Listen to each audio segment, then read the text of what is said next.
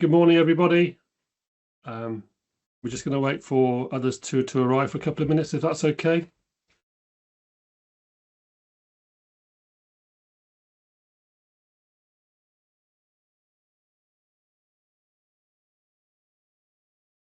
I hope everybody who's already here is enjoying the weather that I'm enjoying on the south coast of England. It's a beautiful, crisp winter's morning. Sun is out, smiles are on. It's a good day to be on planet Earth today. So thank you for joining us. Let's have a look, 11 o'clock. Thank you for your patience, everyone. Thank you.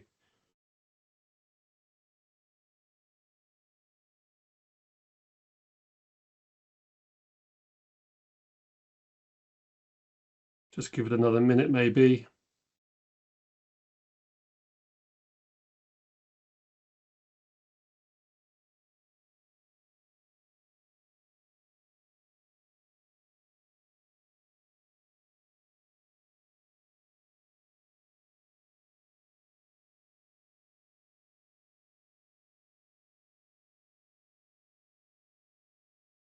Okay.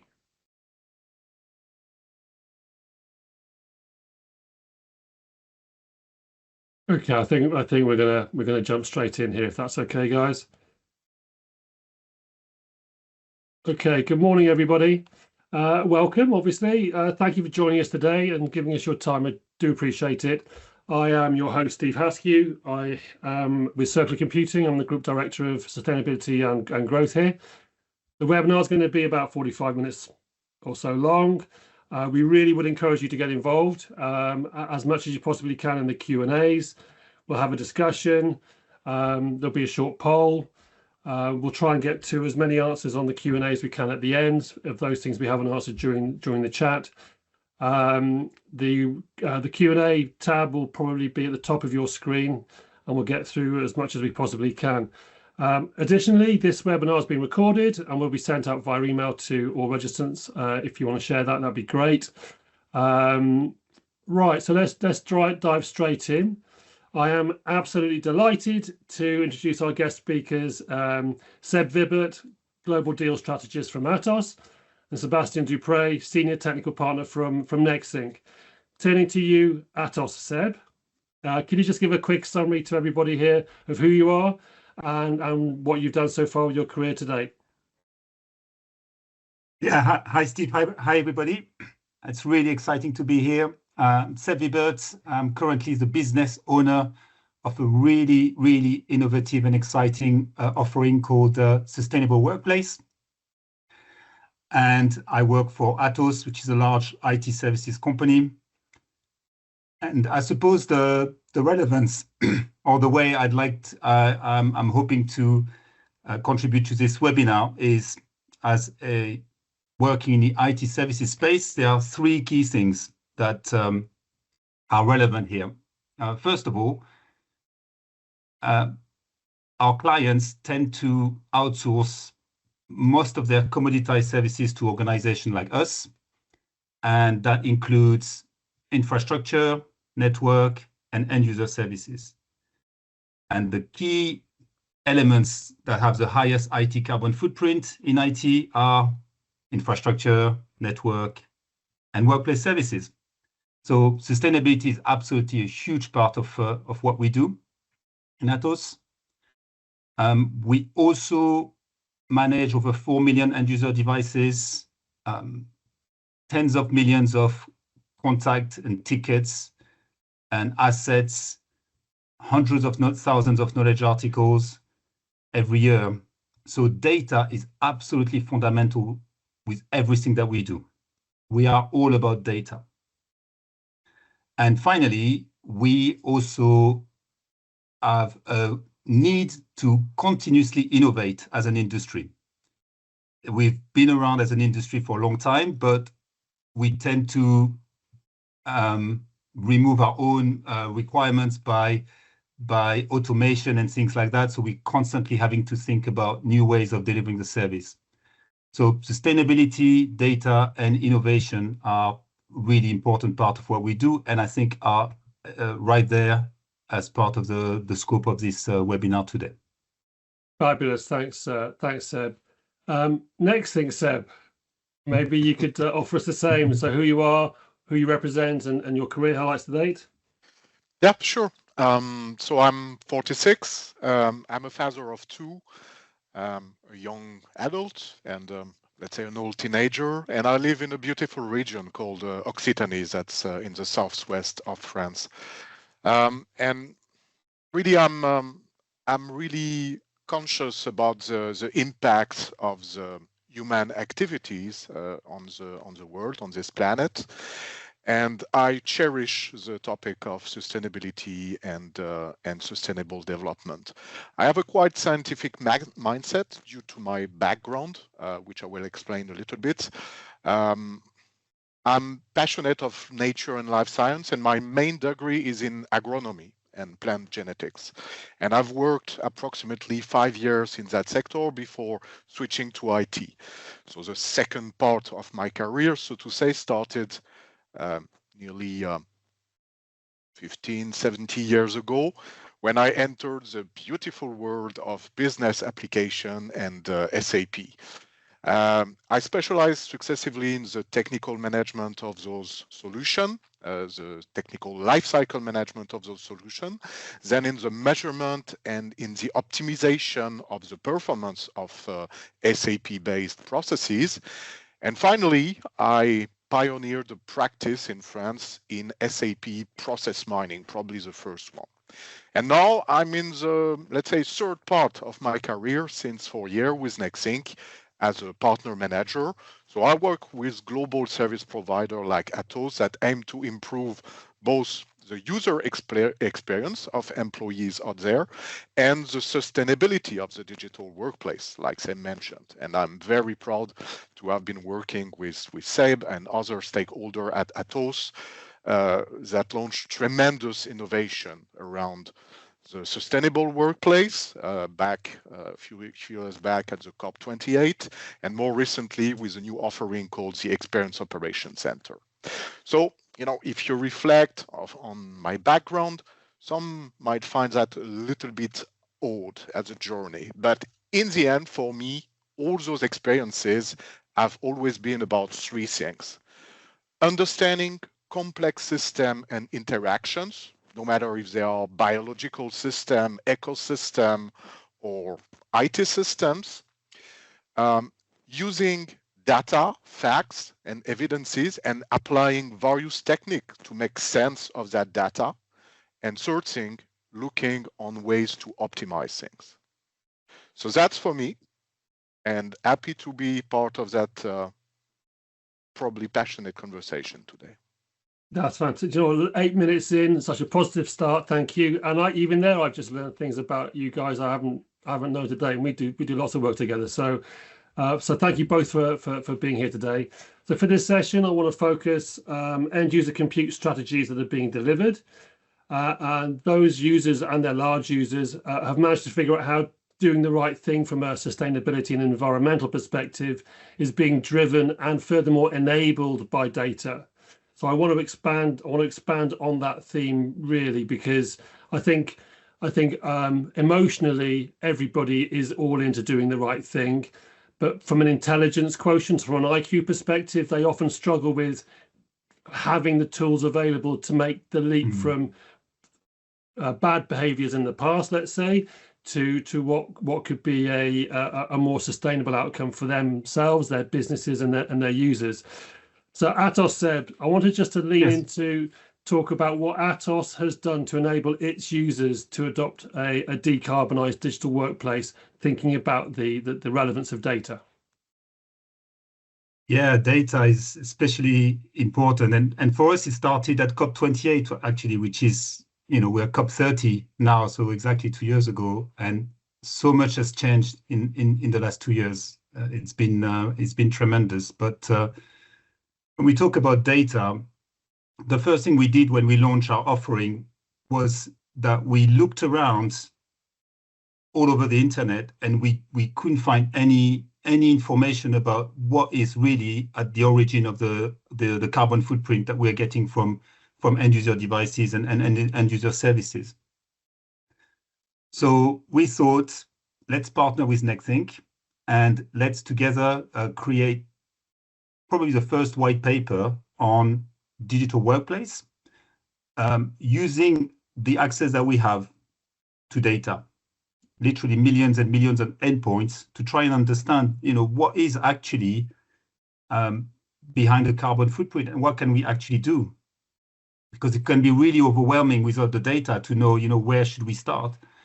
And the insights were fascinating, and I really invite everyone on this webinar to reach out, and would be more than happy to share this document that we produced. It's over 25 data points, providing really key information about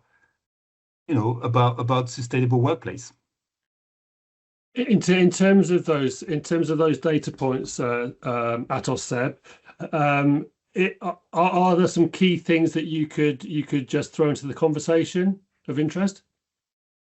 I think, yeah. So to start with, and trying to start with from a broad perspective, if you look at carbon footprint, you have two areas. You've got the embedded carbon footprint, and then you've got the usage carbon footprint. I think most of the people on the call are probably familiar with that.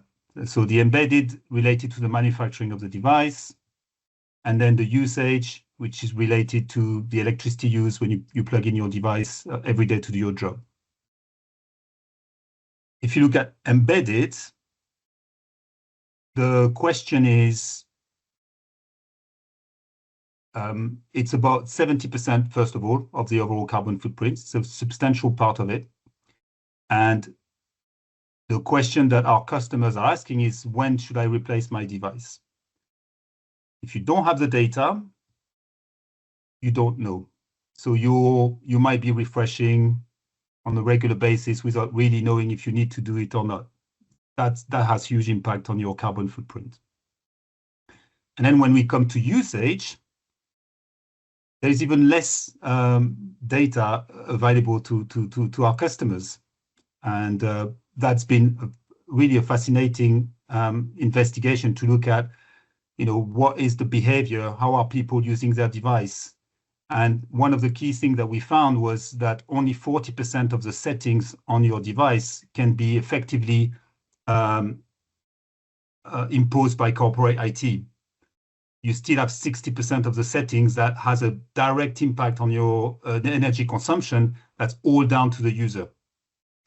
So you're seeing here, again, data being a really important part of the equation, and specifically how you get the users engaged as well with this information about usage. So data is not just as an IT tool, but actually as a individual tool as well. That's interesting. Thanks, Seb. Next thing, Seb. Well, firstly, I'm going to change my nationality to French. I'm going to change my name by default just to make everybody really confused. So next thing, Seb, I wanted to sort of open that out a little bit, if that's okay.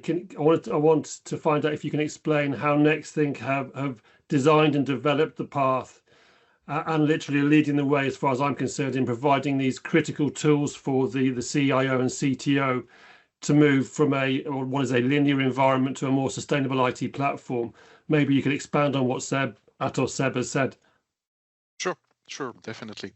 So as probably some people know already in that audience, Nexthink comes from the digital employee experience space that it pretty much invented, based on the simple evidence. You cannot really improve what you don't measure. So it goes for employee experience. It goes as well for sustainability. And to expand on what Seb explained, Atos Seb, I want to give you a little story. So it's based on an initiative that we took a bit more than a year ago with one of our strategic large customer in the industry segment, with a quite large estate. It's approximately 100,000 devices, sorry. And using the Nexthink power to analyze the estate and the way people were actually using it, consuming it, that customer noticed that nearly all of the workstations were remaining turned on all night long, every day, without activity, of course, and that nearly a fifth of those devices were also kept powered up during the weekend. Turning that data into more insights now, that represents a consumption of 5,000 gigawatt hours per year for that company only. And that represents an equivalent emission of nearly 200 tons of CO2 or equivalent per year. And now turning that insight into action, the company, of course, recognized that there were quick wins here to, let's say, save a little bit on the carbon emission, reduce the footprint, their footprint on the environment. So they started to engage, to educate with Nexthink capabilities, with our campaigns, with the end user, to tell them about that waste and that pitiful situation. And they ask people to change a little bit their behavior, to take the habit to let's say put their computer at least on sleep when they were leaving the office, and they also change some settings on computer level to make sure that even if people forgot to do that, they would go on hibernation or on sleep after a while, and that allowed them to save quite a substantial amount of carbon emission. And in addition, to make some energy consumption savings, more than 1 million was saved on their electricity bill after those changes. So that's really what Nexthink is about, transforming data into insights and insights into action that drive positive change. That's incredible. That's an incredible story. Thank you. Atos said, when we spoke last week briefly, you were talking about the challenge that large corporates have with a work from home or a hybrid working environment. And I see what Nexthink Seb has just said about lowering power consumption with good behavior from the users. So we're not talking about just organizational habits changing here. We're talking about retraining how the user works with technology. Obviously, if they're powering on from a home generated energy, they get a benefit too of a cost reduction because that's not being measured or monitored generally by large corporates, right? Yeah, absolutely. There's so many insight we could go to there, because the point being that if you look at Scope 2 reporting that corporations are doing, how are they actually reporting when somebody is working from home? That's actually a real challenge for a lot of organizations without any kind of solutions, smart solution like Nexthink. But also we're talking about the engagement, and one of the key aspects of our solution, which we identify really early in the development, is that you need those employee engaged. So we have a number of solutions around that. We actually have created an automated newsletter that our customers' employee received every month, that shows them their carbon footprint through a very simple dashboard, so they can actually see how green they are. There is a ranking as well, so you create a little bit of gamification there. And we've also got a number of micro nudges, so recommendation of actions to improve their score. They get that every month. They can ignore it. They can put it in the spam box if they want to. It's not too disruptive, and it's really kind of driving that engagement. We've now developed a solution for Microsoft Teams as well, so you could access that through the newsletter, or you can get directly into a Microsoft Teams app. And it's not just because you need the employees to engage to be able to really reduce your carbon footprint. it's also you want to employees enjoy a feeling that they are doing a good thing, and it's unusual for IT to have like a positive impact like this. If you know you're having a positive impact, it makes your day much better, and this is also it's also about employee experience. Thanks, Seb. And next thing, Seb, when I was at the you had a big annual event in London a month or so ago, and there were some really big heavyweight CTOs on stage, really professing about. And I'm not trying to sell the Nexthink solution, by the way. I'm a massive fan, but ultimately it is about empowering a positive behavior organizationally that people buy into. And just for people on the call that don't kind of understand how Nexthink fits into what is Nexthink, maybe you could just give a kind of a top level overview as to the functionality. What actually is it? Yeah, so Nexthink is about measuring and finding way to improve the experience of employees using digital workplace, so their technological environment. So it starts with the hardware they use, laptop, desktop. Soon we will also cover mobile devices. It expands to the business applications they need to use on an everyday basis, and also to their, let's say, collaborative environment application like Teams that we are using right now, or Zoom probably became the most critical application out there. Everyone is using that. So what Nexthink does is that it constantly monitors the usage, the consumption of those resources by employees. We have approximately 25 million devices that we supervise out there in the world, with more than 1,500 customers and partners. And next to the hard metrics, facts, data that we collect, we also give capability to engage with end user to capture their sentiments. So those data, those insights, hard metrics and sentiment perception, we turn that into insights through various visualization capabilities, also using AI applied to those data. And we also give some ways to our customer IT and to our partners, global providers like Atos, to change and make the workplace better.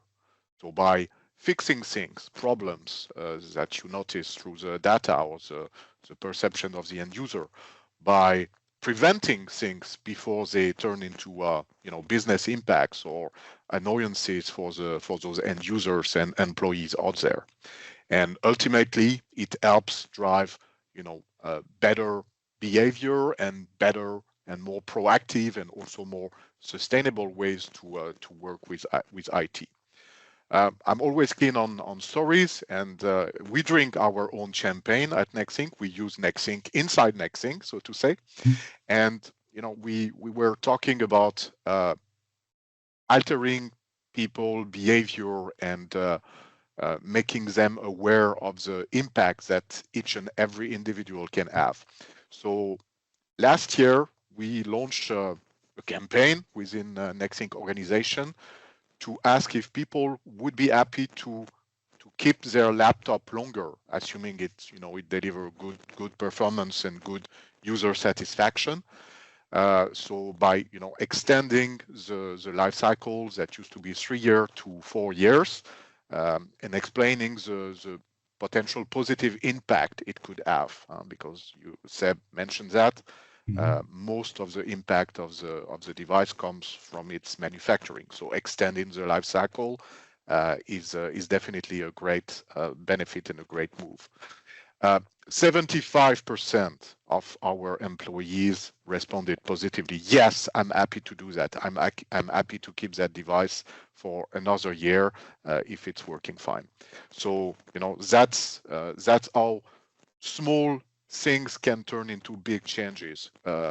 Education and engagement with facts and elements that help people take better decisions. It's really empowering stuff. Just for everybody on the call today, if you have any questions, just drop them into the session chat. We'll be starting the poll shortly as well. But just going back to this conversation very quickly, Atos Seb, the subject of cost. I want to just touch on that. So obviously employing a new technology, a digital experience technology like Nexthink, comes with a cost. And I don't want to go into what that cost is, but I wanted your opinion as to how Atos might address the adoption of a digital experience tool from Nexthink alongside a sustainable IT solution. How does that balance off with you? Yeah, so we've been working with Nexthink for, I think, nearly 10 years now. We're very close to 10 years. And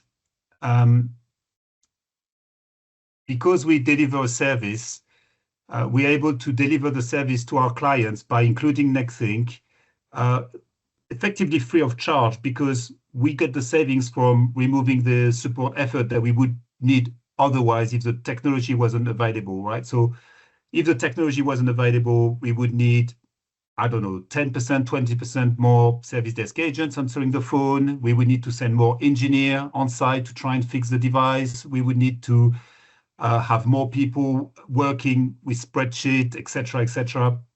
So that's why most of our clients today, in all of the new contract that we have, it's a no-brainer. Nexthink is part of our solution. It pays for itself.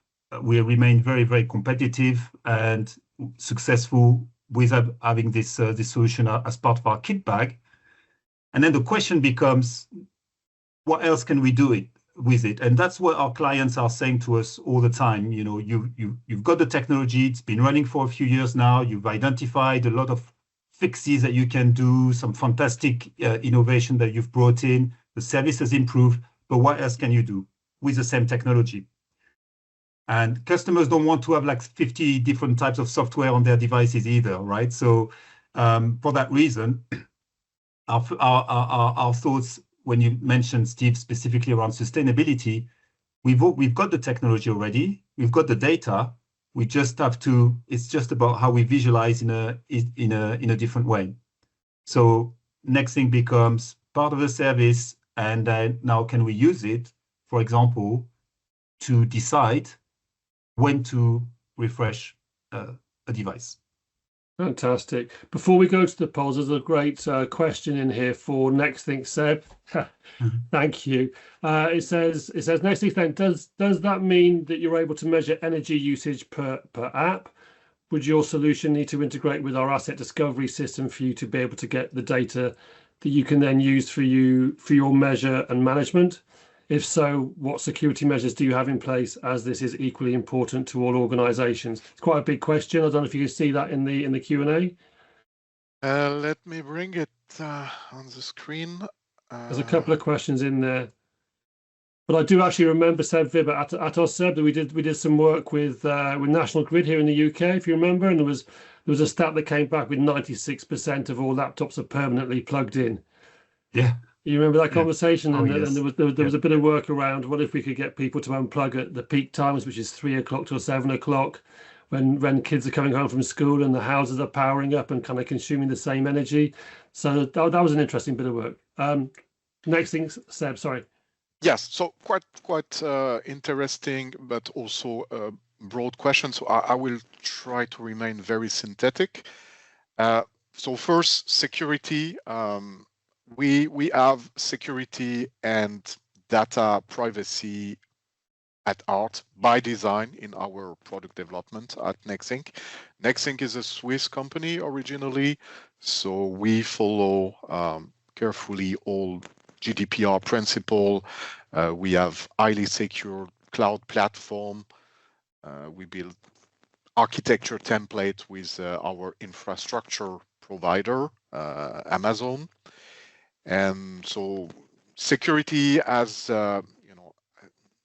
never been an issue as far as Nexthink is concerned. Now to the other part of the question, we don't necessarily need to integrate with your asset management solution. There are possibilities to bring into Nexthink data that comes from CMDB, for example, but it's not absolutely mandatory. Nexthink is fed with data by a small piece of software that need to be deployed on the endpoint, a software agent called the Nexthink collector. So it's constantly monitoring the activity of the device and the user activity. So what kind of things can alter the user experience, performance issue, technical issue coming from the hardware or from certain softwares. It's all whitelist concept for that software monitoring, and we don't look at what the user is actually doing with those softwares. The content he might be creating, the email he's typing, the business transaction is working on, that's out of our scope. We just want to make sure that the experience that is delivered to the user is measured and can be optimized. When it comes, and that will be the final part of the answer, to the energy consumption, we in the first place measure the electricity consumption of the device, from which we derive the overall energy usage and carbon emissions. We try to be as accurate as possible with that, and our partners like Atos and also the national grid in UK that was mentioned came up with even more advanced and real-time and sophisticated solution to measure the energy consumption. I would love to say that we can go as deep as assessing the energy consumption per app. Unfortunately, that's not the case, not yet. But there are certain applications that we can look at in more details, like Outlook. We can evaluate the footprint of Outlook through the size of keeping an Outlook archive on the device. We can also evaluate the network impact and the network related energy consumption for the traffic that is involved from any device in an organization. So yeah, we can go to a certain level of details at device level, and certainly we want to give for all the companies that are trying to put in place some accounting of their carbon footprint and of their energy consumption, a solution that is reliable and easy to deploy. And fortunately, our ecosystem, our partner, are running the extra mile in terms of innovation and in terms of making those data even more reliable and even more actionable.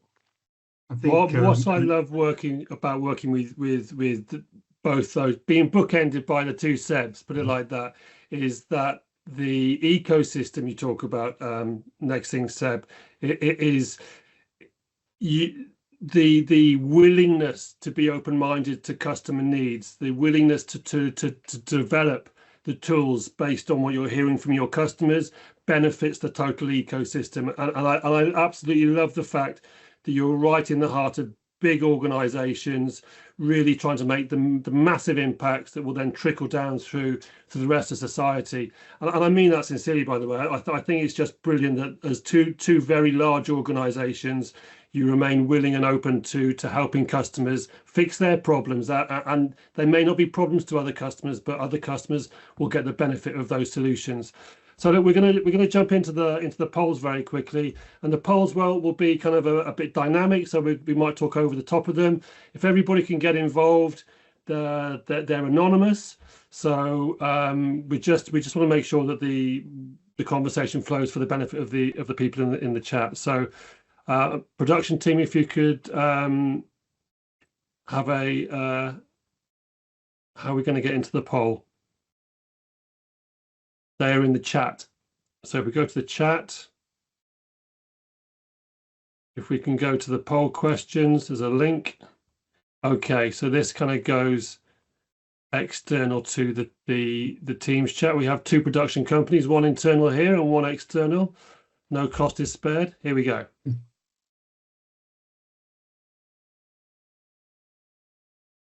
Okay, so the first question: has your organization integrated digital experience tools in its ecosystems? Right, so we've got 49 people on the call. It'd be great to get 49 people engaged. Let's see what we can do. So before the call, I was kind of saying this is going to be heavily weighted in the no box. I am absolutely delighted that it is not, because that means the audience who we have in are on a very positive journey. We've got 50% or so of people engaging. What is your view, Nexthink, Seb, to what you're looking at here? Well, I mean, we see that there is a clear progression and some consciousness, some awareness of the importance of digital employee experience. Analysts like the Gartner predicts that, I think, by 2027, Seb Vibert Atos Seb can correct me if I'm wrong, but I guess more than 2/3 of the CIOs should have defined a DEX strategy in their organization. So we have a clear indication that we are on that journey. 100%. Should we go to the next question? 25 out of 48. Let's see if we can do better than that. So when you refresh your end user computer state, actually, to the audience, obviously, what triggers the event? Actually, do you know what triggers the event? Got one of four things here. Is it the warranty and the well, one of one says it is. We often find that the treasury function somewhat controls the refresh cycle, but this is interesting to say that I'm wrong, which is good. So that might look like, here's €1,000. We'll write it down over 4 years, come back in 4 years, and I'll give you another €1,000. Could be a trigger. And often we see that being the one. It's really interesting to see what's still at 0%, right? Yeah. And that might not necessarily be a bad thing. It just might be that the organization has a strategy that's slightly different to a DEX score strategy. Let's say they might be looking or asking different questions of their digital tools. Seb, Nexthink, Seb. Well, yes, certainly. I mean, the computer estate management, based on my experience or Nexthink experience, if dare extend it to that, has largely been based on procurement cycles and procurement decisions, but it's slowly changing because at least in Europe, in France, where I'm based and living, since last year, by law, every company has to let's say have some carbon accounting and has to use circular economy. So the way people look at their computer estate is evolving. They take into account those elements in addition to a theoretical life cycle and procurement activities. And those organizations are also more and more aware that they can do a better procurement, a better sourcing by looking at their persona, their user population needs, and measuring the experience they get with the devices, and being smarter at procuring and smarter at refreshing. So that's evolving.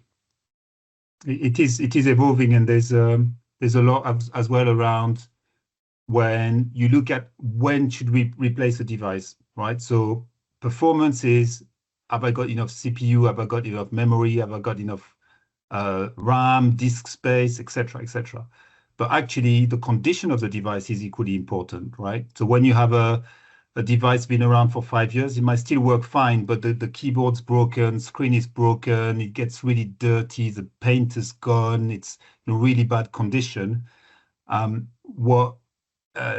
What's been really interesting is that we've worked with one of our clients to develop a condition-based refresh program as opposed to performance-based. So we're looking at the performance, yes, but we're also looking at the condition using Nexthink tools and some script that we've added on top of it to extract that information. And that device might be running fast, but the keyboard is damaged. Let's go and give the user a new device. So there's a lot of thinking. It's an evolving story. We are looking at things like, could we use AI vision technology so the user can take a picture of their laptop and we can analyze that using AI to determine whether the device should be returned or whether they could keep it for another few months. All of that having a really positive impact on the carbon footprint.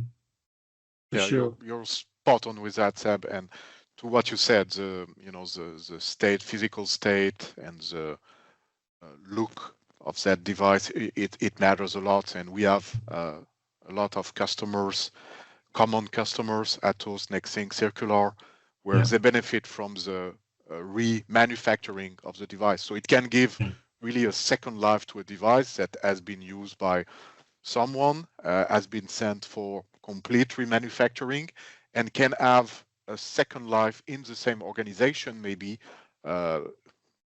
being used by another kind of user, another persona that might be less demanding, don't need to have the latest cutting edge PC, and can work very well with that completely remanufactured device looking as good as new. Yeah. I think this is really interesting, actually. So the what we're seeing is a thought-provoking slide just here. People are thinking about total cost of ownership for decision making on the one hand, and on the previous slide we saw, but we're being forced into making the decision because our warranty and post-sale environment is expiring. So those two things are kind of in a juxtaposed state, and I think the way that would make sense is people employing a total cost of ownership or DLM model to help them make the right decision. It shouldn't be, in my opinion, a device being replaced shouldn't be at the bequest of a warranty provider. It should be based on the condition and performance of the device and the user and the organization not being compromised if they're thinking about a reuse strategy, for instance. So moving on to the next slide. I'm mindful of the time. So what is your organization's biggest driver when investing in laptops? This is kind of relevant, I guess, because on the one hand, I hear customers kind of taking a one shoe fits all. So we'll buy the turbocharged edition from an OEM times 50,000, and that'll suit everybody's needs, which on the one hand it will, and on the other hand not the best investment decision you can make, but it's an easy decision to make, if that makes sense. Are you seeing versions of that, Atos, Seb? Absolutely. I mean, this is there's a whole life cycle around it as well. Whether you consider actually your laptop is something that a user owns, they put their little stickers on it, and it's something that's very kind of almost like a friend, if you see what I mean. Or whether you consider it a total commodity item like any other tool. And if you start thinking along those lines, you start to rethink completely the way you deliver laptops to a user. You can really drive huge cost savings and without impacting the employee experience as well, or in fact, whilst improving the employee experience. Yeah. So that's great. So this kind of represents a confirmation of the previous slide, which is about DLM and TCO, but ultimately employee performance and productivity is a key tool here, or a key requirement rather. If we could have the next slide, please. We're kind of pushing through.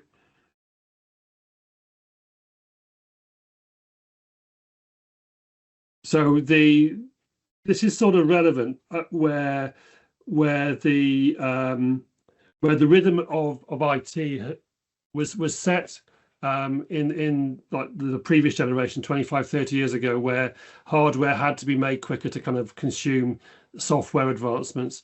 In 2013 we saw that kind of paradigm shift where all of the weight of the power requirement was taken over by the cloud, and Wi-Fi and broadband came through, yet the yet the rhythm of hardware and end user compute didn't change.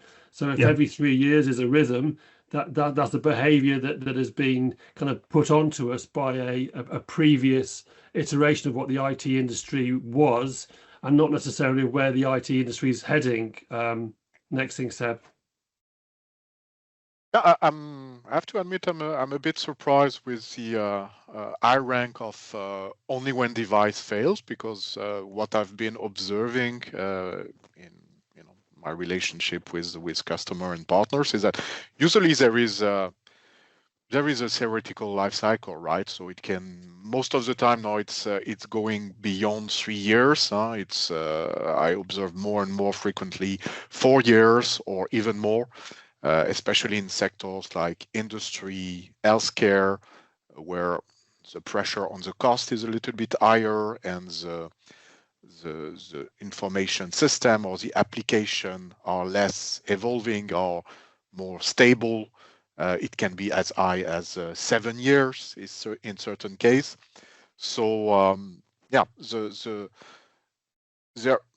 there is, based on my experience, most of the time a theoretical life cycle, but it's also important to be able to react on upcoming failures or obvious signs of that a repair is needed for a device, maybe a battery replacement, things like that.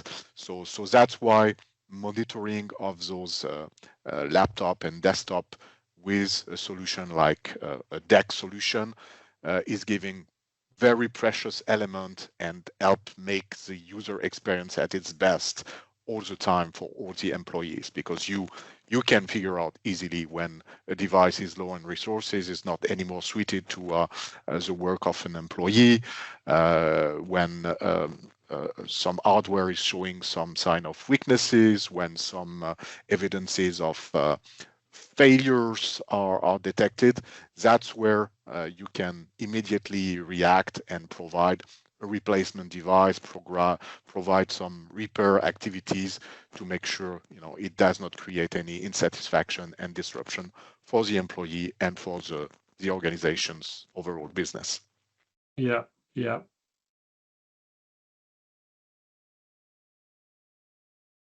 So there might be some sustainability guys on the call. There might be some IT guys that are sustainable guys as well.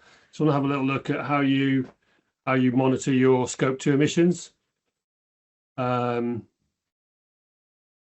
it's okay not to know as well, by the way. Not knowing is also an observation. So yeah.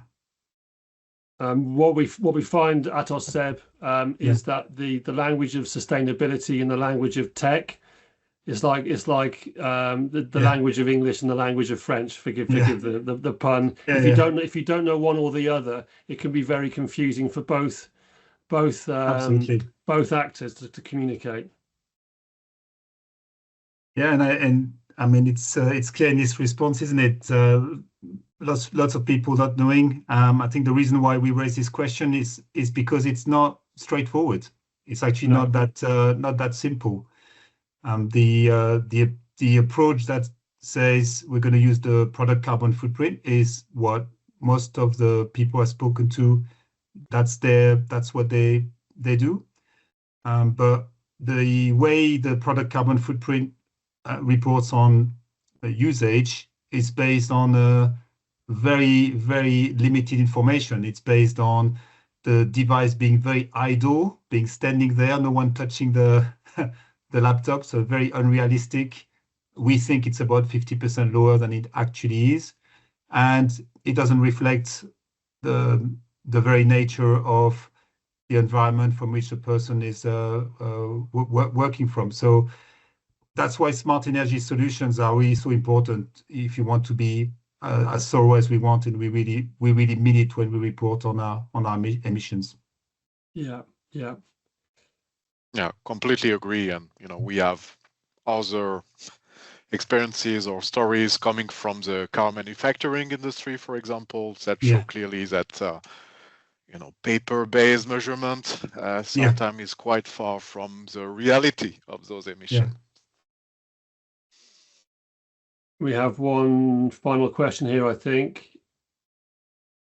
So within the confines of the more complex, the bigger the organization, the more complex the various agendas are.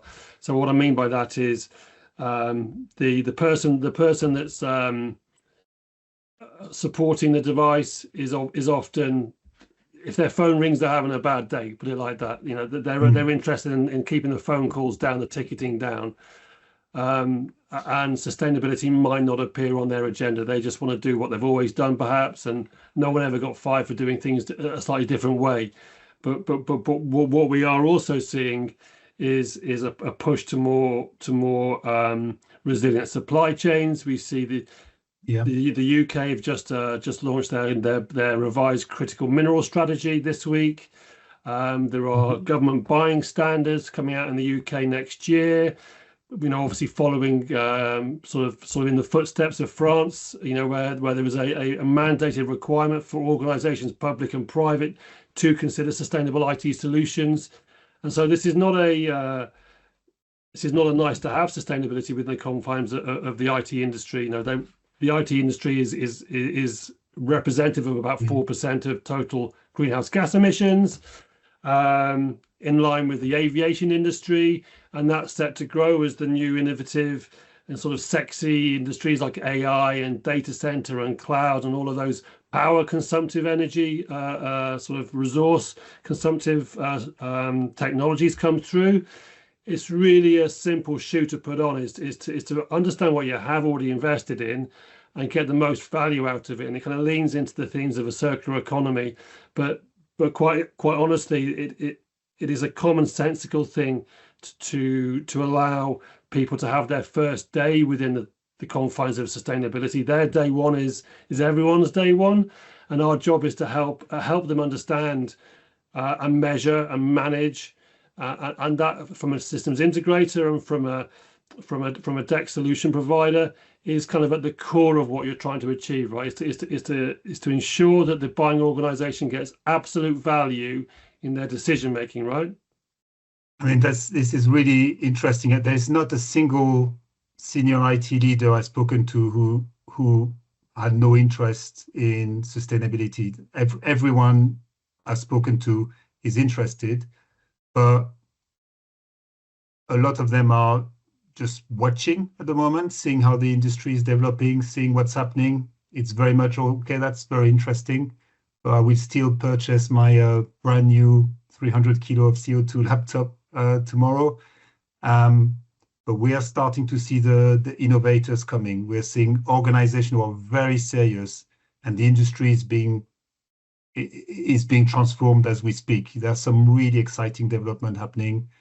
The list is very, very long, but it's not just development. It's actually purchasing decisions that are driven by sustainability. Yeah, I think that's it's really interesting that that you say that the people are really looking, but they kind of they don't want to be the first across the bridge. Yeah. But we are seeing big organizations making that transition. They behaved a certain way for 30 years. Yeah. And they recognize that isn't the way that they want to behave. What they want to be is the best of.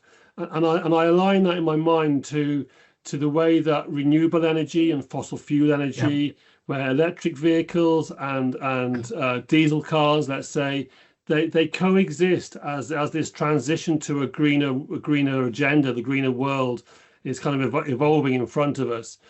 But it goes back down to having reliable partners that you can speak to in confidence, like Atos, having the digital tools available from organizations, obviously like Nexthink, and having a really kind of mature conversation about the ambitions of the organization. Because one thing is certain, and we're seeing it at the moment, where prices of component technology are starting to spike, because the fabrics who are making the silicon and the other components are being called upon by industries that are supporting AI. That's fine, that's innovative, but we see a 40% spike in demand, there's only 100% available. So there's 140% demand. Everybody's looking towards the AI kind of bubble at the moment, and leaving behind the end user compute bubble, which is where everybody in the workforce is reliant. So getting the strategy aligned is kind of is arm in arm with supply chain reliance.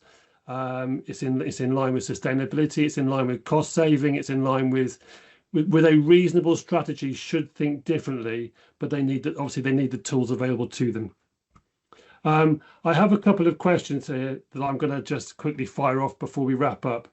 I have a question which says, to what extent, from Philip Evans, to what extent is Windows 11's stream of more hardware-hungry upgrades challenging the current purchasing cycle window in which to retain and recondition hardware? That's quite a big question.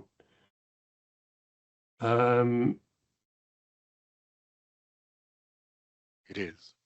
It's a big question. I don't have the answer to that, Philip, but I will come back to you in a separate conversation if that's okay. And I would say to everybody on this call, if you have any questions that you want to ask independently of this webinar, if it's okay with you, Seb and Seb, I'll just share the outro screen if that's okay. Sure. Yeah, we're available here. This is a recurring theme for Nexthink, for circular computing, and for Atos. Feel free to reach out to the team. If we don't know the answer, we will find the answer out for you. And I can only speak for myself, but I know that Seb and Seb will follow that path as well. Yep. I would also ask, from Paul Crump, can you help organizations maintain CE plus compliance while still extending device life cycles? Again, Paul, it's a bit of a question I don't know the answer to in the chat. I can think about that and come back to you if that's okay. Unless you guys do. I'm not familiar with CE plus now. Okay. No. Same here. Okay, so I am going to wrap up this call if that's okay. We can see changes around the corner, where data provides the bridge for performance and persona-based end-user compute refresh, which allow then the principles of the circular economy to thrive. I would like to thank Seb Duprez from Nexthink and Seb Vibert from Atos for giving us some inspiration and some really lovely insights, and your professionalism. I never knew you were a life sciences guy. Nexthink, Seb. That's given me something to talk to you about next. And obviously, finally, on behalf of Circular Computing and the team here, thank you for the backstage team. They've been amazing. And lastly, a massive thank you to everybody that's given some of their time today to attend this. But again, feel free to reach out to any one of us and we'll come back to you. Thank you, everybody. It's been great.